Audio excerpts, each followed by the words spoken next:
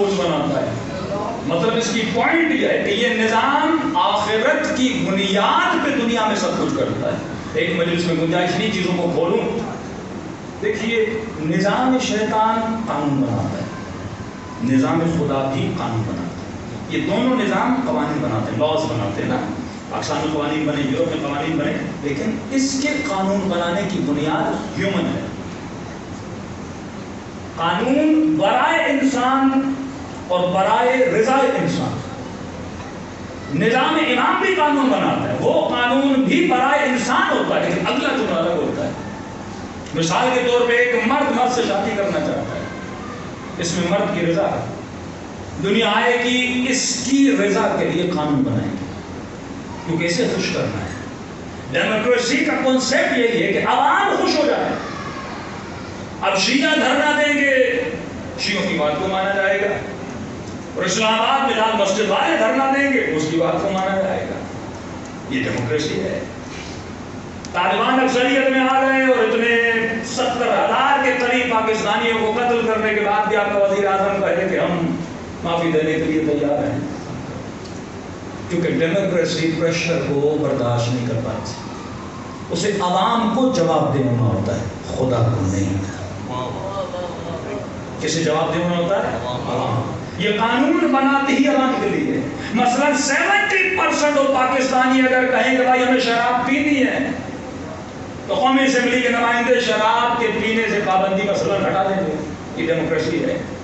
کہ کسی زمانے کا مولانا ڈیموکریسی کے آپ اتنے خلاف کیوں؟ میں نے کہا میں ایک سمپل سی مثال دیتا ہوں. ایک گاؤں میں 100 لوگ رہتے ہیں, ایک ایم پی ووٹ لینے جاتا ہے اور ان 100 میں سے 70 چرسی ہیں, 30 ڈاکٹر ہیں.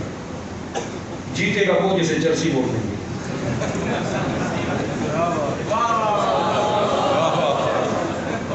علی کو خلافت کیوں نہیں ملی؟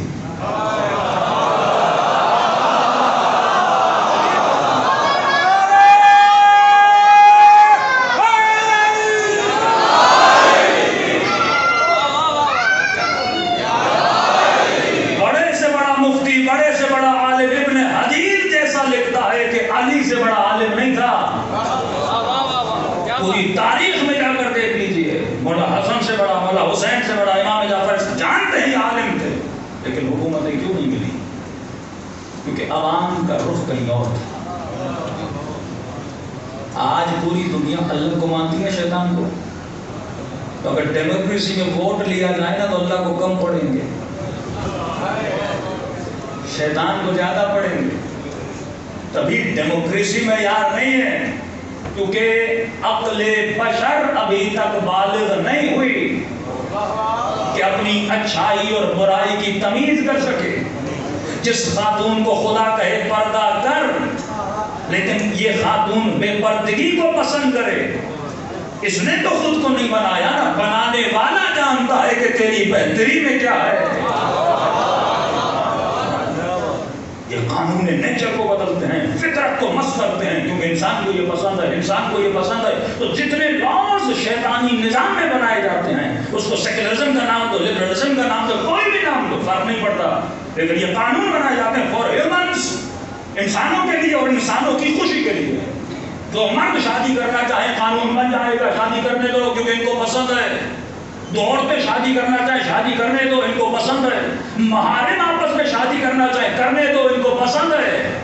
لیکن جو حکومت امام ہوگی فار ہیومنز ہوگی, قانون انسانوں کے لیے بنیں گے, لیکن انسانوں کی رضا کے لیے نہیں, اللہ کی رضا کے لیے. کیونکہ بنیاد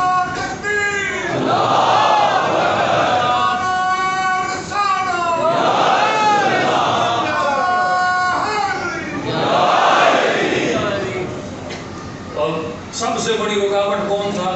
نظام الہی کو یا نظام شیطان کو نافذ کرنے میں سب سے بڑی رکاوٹ کون ہے؟ مولوی. اب ہم تو بزنس میں کاموں میں تو ٹائم ہی نہیں ہے.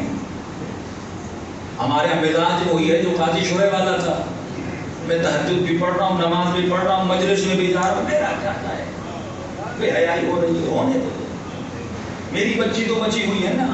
یہ سیلفشنس کا تصور. نماز تو حسین کی بھی بچی ہوئی تھی, چادر تو زینب کی بھی بچی ہوئی تھی, روزہ تو حسین کا بھی بچا ہوا تھا. کیا پڑی تھی امام حسین کو کربلا جائیں؟ یہ سیلفشنس کا جو تصور ہے، میرا گھر آباد ہے، میرا بچہ پڑھ رہا ہے، میرے پاس کپڑے ہیں، میری بیٹی چادر پہن رہی ہے، میں دیندار ہوں، میرا دوسروں سے کیا جا رہے ہیں.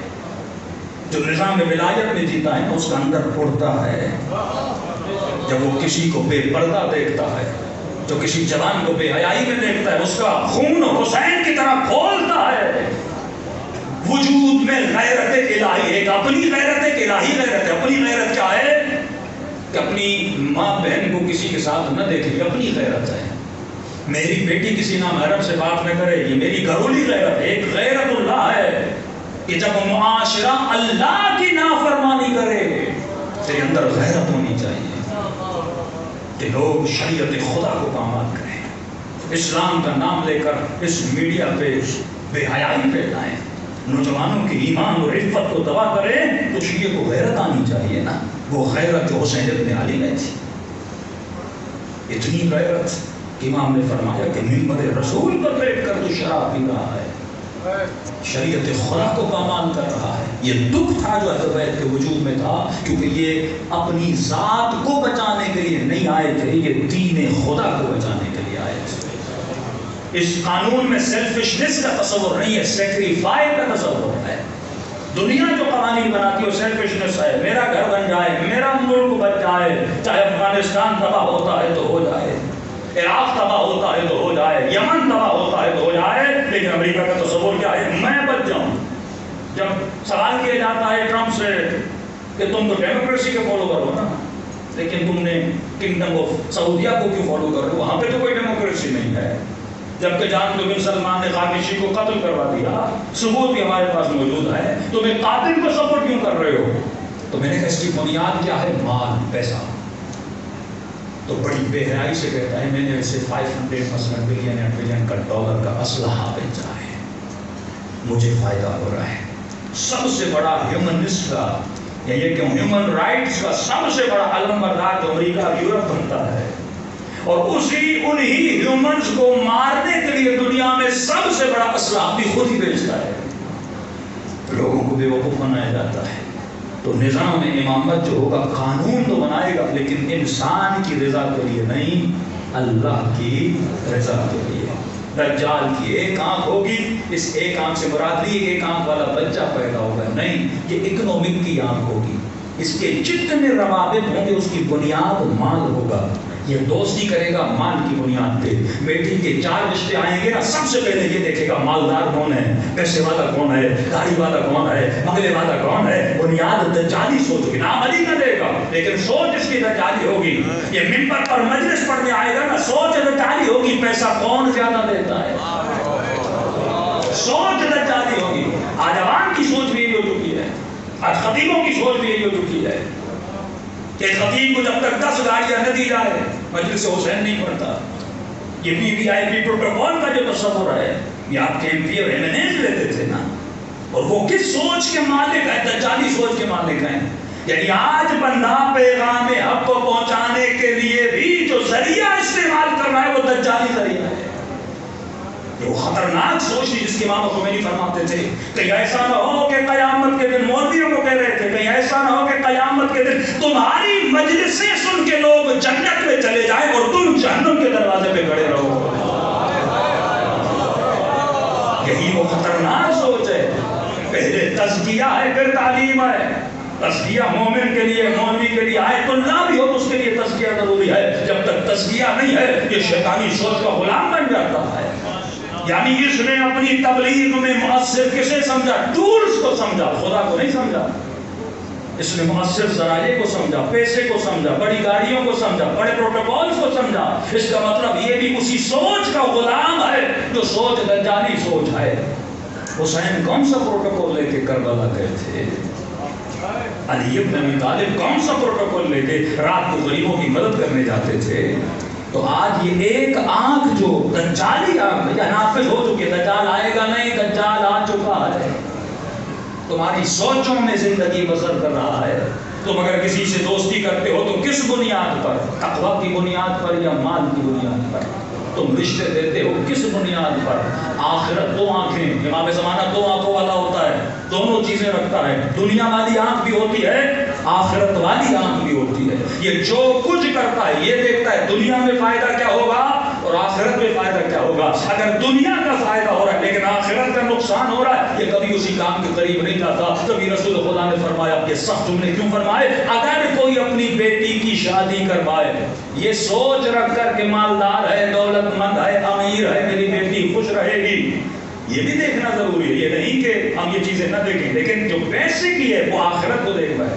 پہلی پرائورٹی دین کو دیکھنا ہے، کردار کو دیکھنا ہے۔ اب تھرڈ پرائورٹی یہ ہے کہ میں دیکھوں کہ کمرشلزم میں یا اس کو مالی صورتحال اس کی کیسی ہے۔ پہلی جو آنکھ ہو آخرت والی آنکھ ہو، فرمایا جو صرف یہ دیکھے کہ مالدار ہے اور صرف مال دنیا کو دیکھ کر، شہرت کو دیکھ کر اپنی بیٹی کی شادی کروا دے، اور خدا نخواستہ اس کے گھر میں جو بچے پیدا ہوں گے اگر باپ کا کردار نہیں ہوگا نسلیں تباہ و برباد ہو جاتی ہیں۔